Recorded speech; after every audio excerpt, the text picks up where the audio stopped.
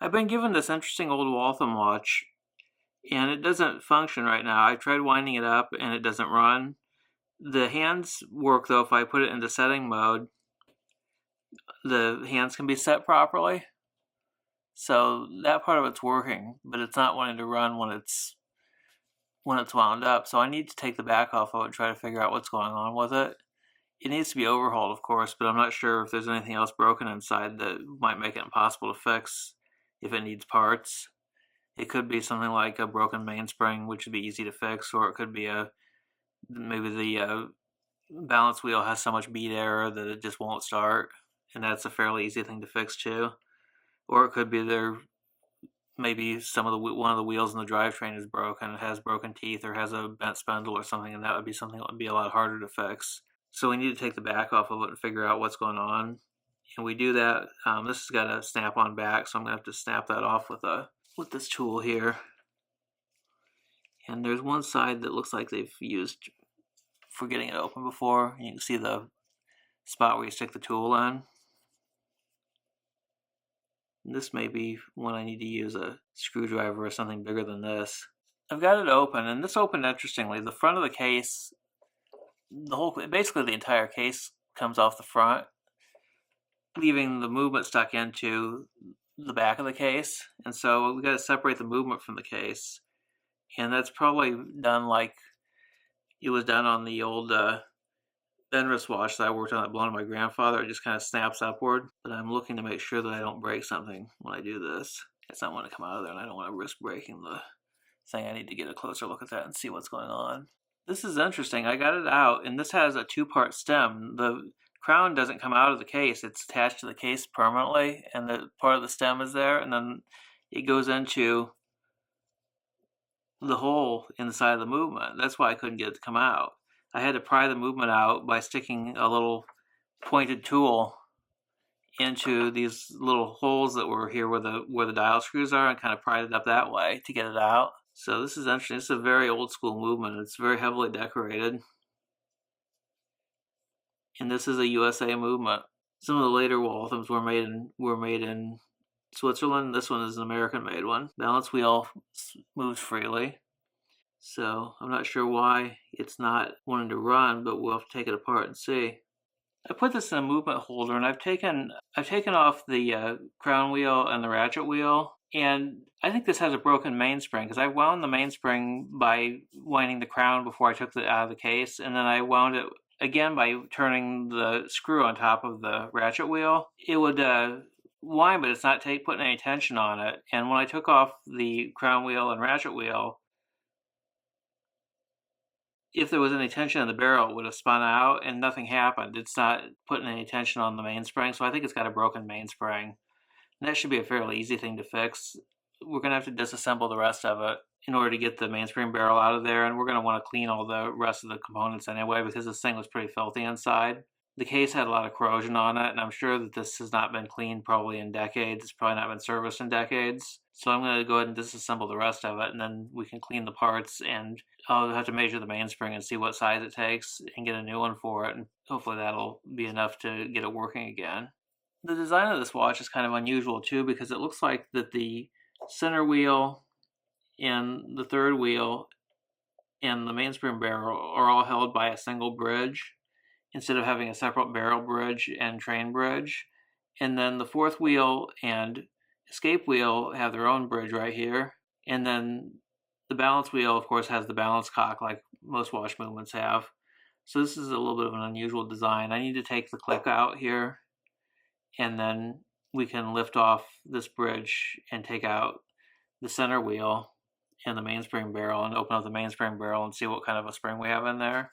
I've taken the click out, and the click doesn't have a separate spring. The click is its own spring. It's built onto the click. So I'm going to have to, before we do anything else, we need to flip this over in the movement holder and take off the hands and the dial, because I've got to get the hands and the dial off so I can pull the cannon pinion before we can take off the bridge here that has the center wheel, because the center wheel post goes down to the cannon pinion. And so that has to come, the cannon pinion has to come off before we can extract the center wheel. So that's going to be the next thing we do.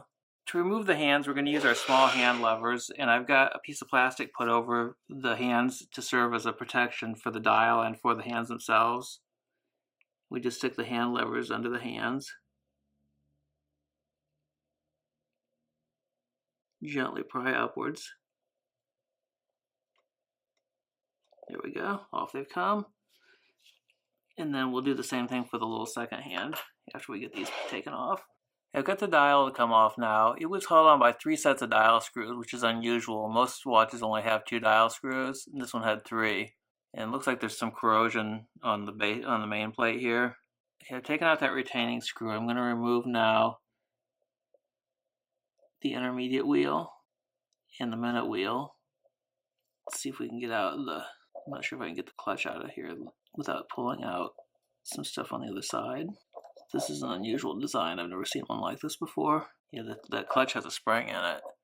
So I'm going to have to figure that out later. Right now, I'm just going to go ahead and worry about getting the cannon pinion off. And the cannon pinion I'm going to take off using a pen vise, like I've done in my other videos. I put a pen vise over the cannon pinion and tightened it down over it. And I'm just going to pull with a slight twisting motion, try to pull straight so I don't damage the center wheel post that it rides on. And off it comes. And you can see the center wheel post there now. The cannon pinion is there in the pen vise. I've loosened the 3 screws that hold this combination of barrel bridge and partial train bridge. So I'm going to pull them out.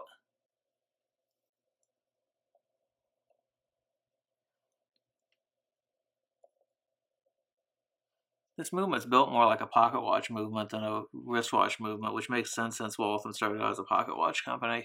Now I should be able to pull that bridge off. I've loosened it by popping it up with a screwdriver a little bit. It should just lift right off here now. So it's not wanting to lift off the other gear over here.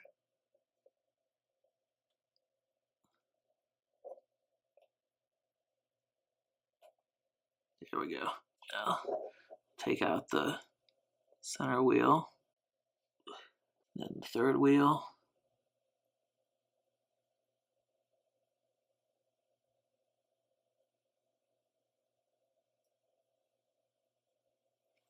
And then the fourth wheel and the escape wheel are under this bridge, so we need to take it off before we can get to them out.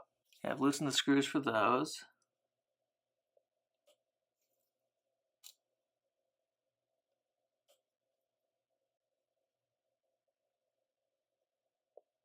The bridge lifts right off. Then there's our fourth wheel.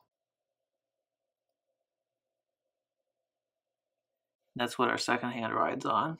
And then our escape wheel. Hard to get out with the balance wheel on there. Oh, there it goes. And then the barrel I want to take out next and look at what's inside it. Oh, the barrel cover just popped right off.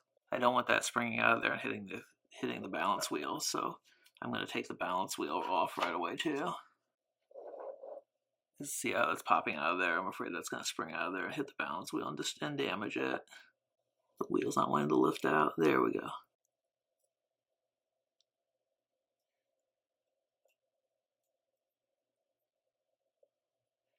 Now let's see if we can get that barrel out. I'm going to try to push it out through the bottom. I think that hole there is the bottom of the barrel. The spring is broken. There's a piece of it there that broke off, so that's why it's not wanting to wind. And I'm having a hard time extracting the rest of it here. I'm trying to do it away from the rest of my tools so I don't have it spring out and hit some of the other parts we have laying around. But try to kind of pop it out with the tweezers.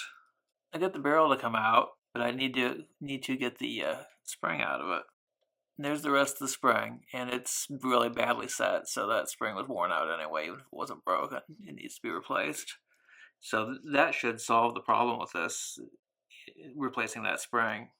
And then just cleaning and relubricating everything else and putting it back together, and we should have a working watch then.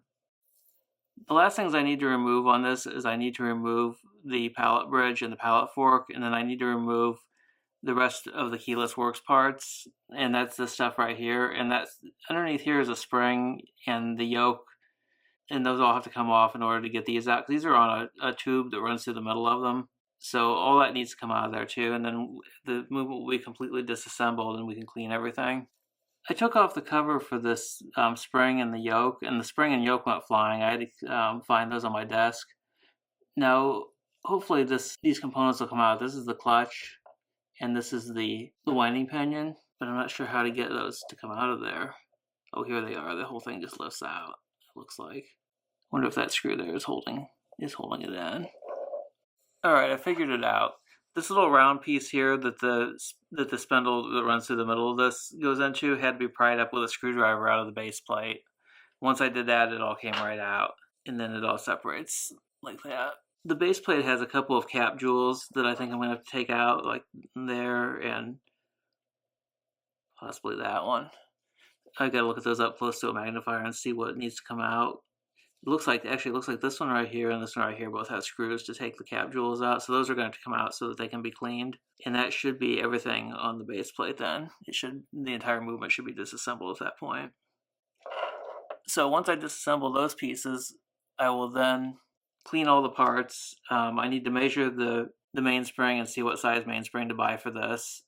And I've taken the serial number off of it so I can try to look it up and find information on it. And once I get a new mainspring and get the parts clean, then we can start to reassemble it.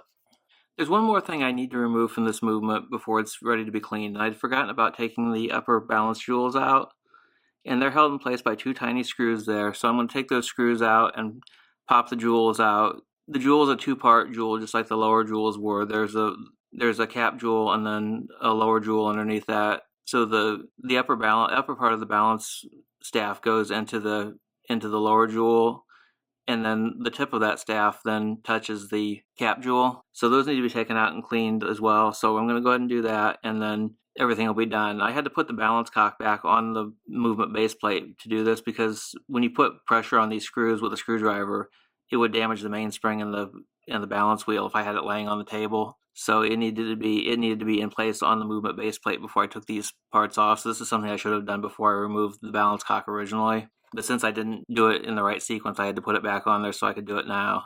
Now the cleaning part of this I'm not going to make a separate video of because watch parts are all cleaned the same way no matter what kind of watch it is.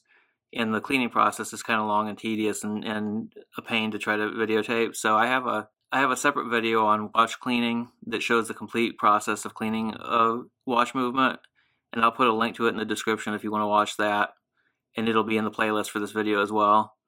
So the next video that I make is going to be after I clean the parts, after I get the new mainspring that I've ordered for this, which should be here next week. Then I'll start the reassembly process, and that will be the next video. I'll reassemble it, we'll lubricate it, we'll adjust it, and then put it back in the case, and we should have a good working watch then.